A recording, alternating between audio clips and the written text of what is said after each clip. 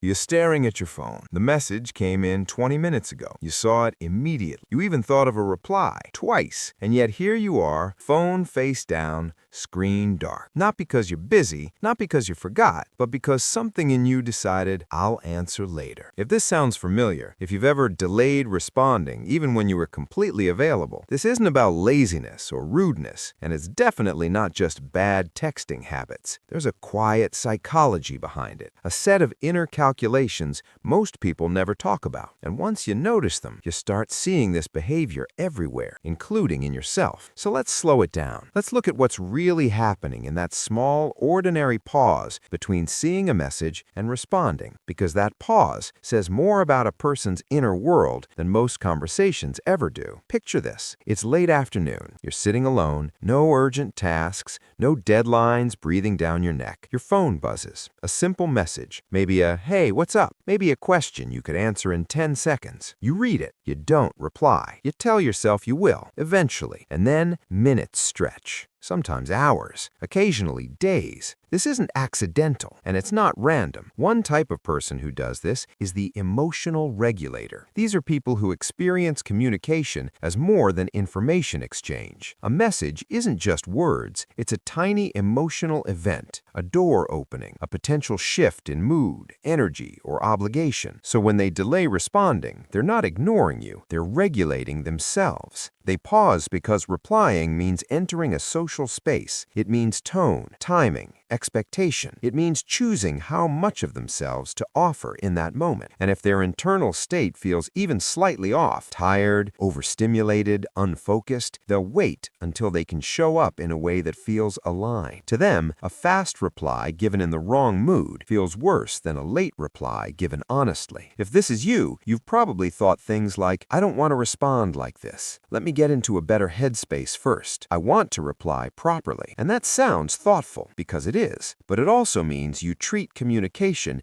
as something that deserves care, not speed. And in a world that rewards immediacy, that can look confusing or even cold to others. Maybe you've been called distant or hard to reach. Maybe you've felt misunderstood because your silence wasn't absence, it was preparation. Then there's another profile, a quieter one, the boundary protector. These are people who learn, often the hard way, that availability becomes expectation, that replying quickly once often turns into replying quickly always. So they slow it down deliberately. They might see the message instantly. They might even enjoy hearing from you, but something in them resists the invisible contract that instant replies create. They don't want to train the world to have immediate access to them, so they wait. Not to punish, not to play games, but to protect their sense of control. If this resonates, you might feel a subtle tightening when messages pile up, not because you dislike people, but because every reply feels like opening a door you won't be able to close again. You might think, if I answer now, the conversation will continue. If I reply immediately, they'll expect that every time. I just want some space that's actually mine. This kind of delay is about autonomy, about preserving an internal rhythm that doesn't belong to anyone else. And here's the twist. These people often care deeply. They're attentive listeners. They show up fully when they do respond. They just refuse to be on demand. Then there's the overthinker. This one is almost painfully relatable. You open the message. You start drafting a reply. You delete it. You rewrite it. You wonder how it sounds. Too short, cold, too eager, too formal. So you pause. And the pause grows. Because for overthinkers, replying isn't a small act. It's a performance, a micro expression of identity. And they want to get it right. They might be thinking, what do I really want to say? How will this be interpreted? What does this reply signal about me? Ironically, the desire to be precise often results in silence. And the longer the silence lasts, the heavier it becomes. The reply now feels loaded, awkward, late, so they delay even more. If this is you, you've probably experienced that strange loop where the longer you wait, the harder it becomes to reply, until responding feels like reopening an emotional tab you forgot to close. It comes from caring too much about impact. Then there's a subtler type, one that often goes unnoticed, the energy economist. These are people who experience experience social interaction, especially digital communication, as a drain on a limited internal battery. Even small conversations cost something. So when they delay responding,